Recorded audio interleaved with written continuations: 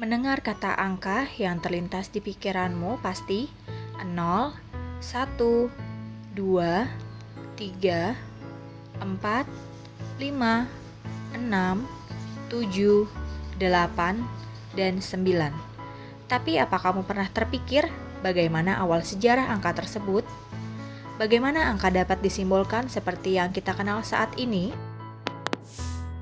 Sebelum kita lanjutkan, subscribe dulu channel kita ya. Jangan lupa tekan loncengnya supaya kalian bisa dapatkan update video-video terbaru dari kita. Share dan like juga ya video dari kita. Angka jadi hal yang sangat penting bagi setiap aspek dalam kehidupan manusia. Dengan angka kamu bisa menghitung dan menuliskan permasalahan di sekitar dengan lebih mudah. Misalnya, menghitung tanggal, uang, meteran listrik, dan sebagainya. Dalam buku Keseimbangan Matematika, dalam Al-Quran, dijelaskan bahwa catatan angka pertama kali ditemukan pada selembaran tanah liat, dibuat oleh suku Sumeria yang tinggal di daerah Mesopotamia sekitar tahun 3000 sebelum Masehi. Berbagai peradaban di dunia turut membahas tentang sistem angka dalam perkembangannya. Misalnya, bangsa Mesir kuno menulis angka pada daun lontar. Mereka menulis dengan tulisan hieroglif.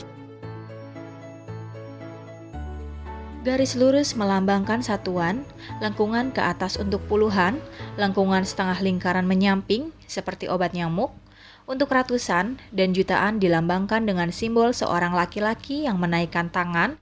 Sistem ini lalu dikembangkan oleh bangsa Mesir menjadi sistem hieratik.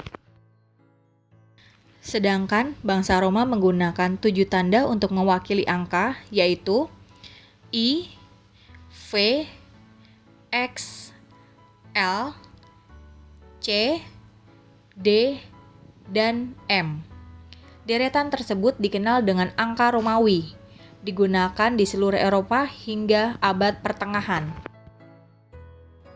Sementara itu, angka modern saat ini berasal dari simbol yang digunakan oleh para ahli matematika Hindu India di tahun 200 sebelum Masehi. Kemudian dikembangkan oleh seorang Arab sehingga disebut angka Arab.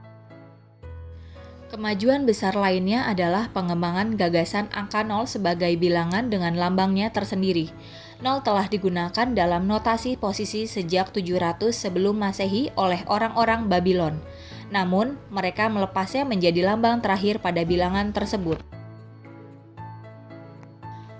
Dibanding dari seluruh angka yang ada, 1-9, angka 0 adalah angka yang paling terakhir kemunculannya.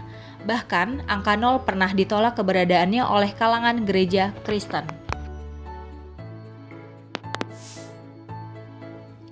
Orang yang paling berjasa memperkenalkan angka 0 di dunia ini adalah Al-Khawarizmi, seorang ilmuwan Muslim terkenal. Beliau memperkenalkan angka 0 melalui karyanya yang monumental, Al-Jabar wa Al-Muqbalah. Familiar? Yes, sekarang ini kita mengenalnya dengan nama Al-Jabar.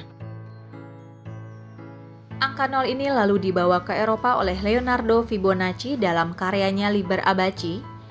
Semakin dikenal luas di zaman Renaissance dengan tokoh-tokohnya Leonardo da Vinci dan René Descartes. Lalu, siapakah Al-Khawarizmi itu? Nama lengkapnya Muhammad bin Musa Al-Khawarizmi, seorang ilmuwan besar pada masa kejayaan dinasti Abbasiyah. Lahir di kota Khawarizmi atau Kifah, Uzbekistan pada tahun 780 Masehi atau 164 Hijriah. Dia adalah seorang ahli dalam bidang matematika, astronomi, astrologi, dan geografi. Penemu angka 0, penggagas algoritma, perintis konsep aljabar, dan masih banyak penemuan penting lainnya. Itulah sederet prestasi Al-Khawarizmi. Bahkan dia mendapatkan gelar sebagai Bapak Matematika dan Bapak Algoritma. 0 adalah suatu angka dan digit angka yang digunakan untuk mewakili angka dalam angka. Angka 0 memainkan peran penting dalam matematika, yakini sebagai identitas tambahan bagi bilangan bulat, bilangan real, dan struktur aljabar lainnya. Sebagai angka, 0 digunakan untuk tempat dalam sistem nilai tempat. Dengan penggunaan angka tersebut, maka kata Arab sifrun yang artinya 0 atau kosong diserap ke dalam bahasa Prancis menjadi kata chiffre, dalam bahasa Jerman menjadi Ziffer, dan dalam bahasa Inggris menjadi chipper. Bilangan 0 ditulis bulat dan di dalamnya kosong.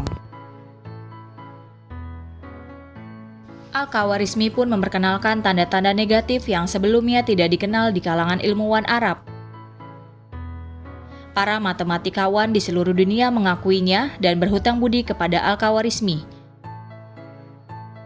Ia juga mengarang buku sundials atau alat-alat petunjuk waktu dengan bantuan bayangan sinar matahari.